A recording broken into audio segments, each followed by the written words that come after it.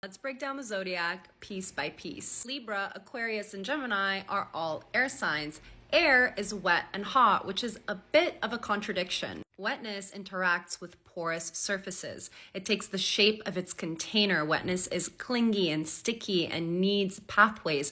Wetness wants to be received, but eventually disappears. Heat is energy and fuel. It is pervasive and expressive. It powers life. It always moves in one direction, from hot to cold. It wants to impact and affect. So the air signs are dynamic. Their heat attracts them towards what is cold, or in other words, hidden and perplexing. Their heat is their curiosity, and the cold is a problem they're trying to solve.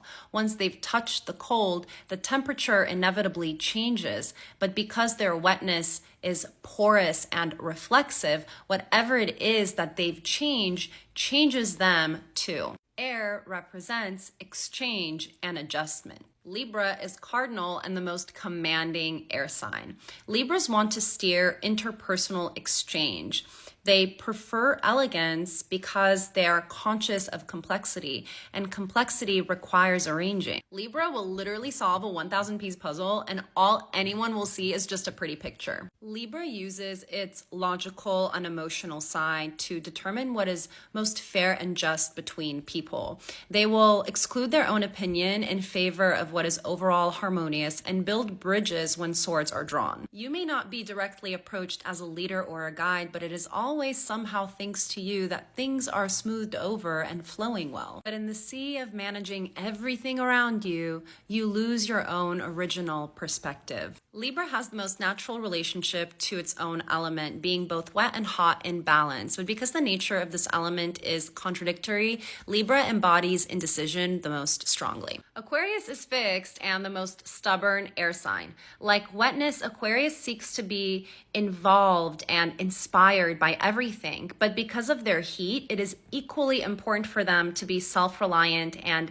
individual. This gives Aquarius a unique blend of detached availability. Aquarius hangs out. They want to be there, but they don't want you to talk to them. You know what I mean? Aquarius searches for the most perfect vantage point from which to observe humanity and its structures. Aquarius is the last air sign, which means it has collected a lot of wisdom from its observations and therefore doesn't like being told what to do. They tend to only trust their own process, which is unrestricted but highly specific.